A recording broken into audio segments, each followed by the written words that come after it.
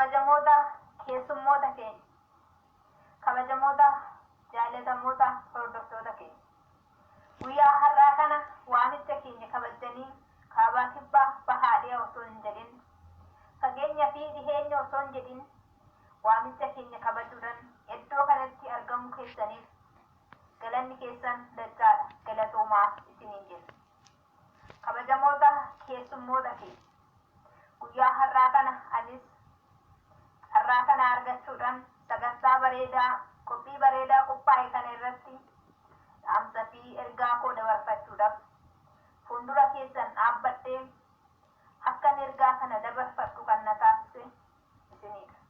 Ammas galanni keessan guddaadha. Yeroo baay'ee namoonni hedduun galanni kennaa yoomillee nama jalaa baduu akka hin dandeenye hin hubatin jiraachuu danda'u. Anis kanaafan irra deddeebi'uudhaan galatoomaa isiniin jechaa jira. Galanni ilma namaatiif kennaa guddaadha. Kan yoomillee nama jalaa hin banne ta'uu isaa waanan beekuufi jechuudha. Tole guyyaa har'aa kana iddoo kana dhaabbachuu kootiif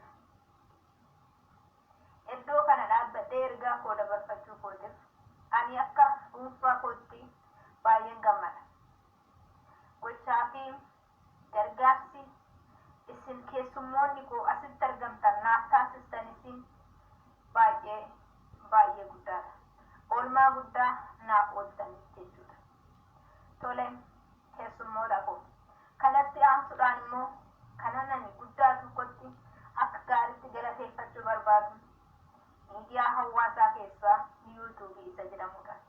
Sababbiin isaatis miidiyaan hawaasaa yuutuubiin uummata biyya kana irra jiran hundaaf mirga walqixaa kenneefi miidiyaa kanatti dhuunfaa isaaniitiin akka barbaadanitti akka fedha isaanitti waan fedha isaanii waan yaada isaanii akka dabarfataniif nama hundaaf mirga walqixaa ati guddaadhaa ati xiqqaadhaa ati beekadhaa ati wallaaladha osoo hin jedhin mirga guutuu mirga walqixaa kenneefii jira.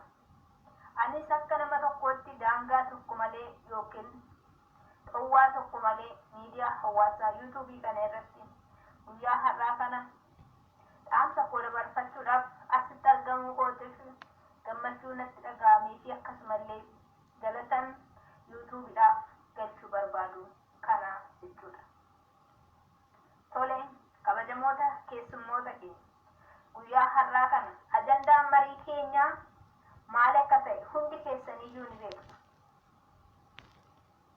Kanaafiyyuu ani kanaaf dhuftanii kanaaf sin waamne isiniin jechuu osoo hin taane hundi keessanuu ajandaan marii keenyaa yoo ka'u ajandaan walgahii keenya guyyaa har'aa hundi keessan iddoo garaagaraatii dhuftanii iddoo kanatti argamtaniif ni beektu jechuudha.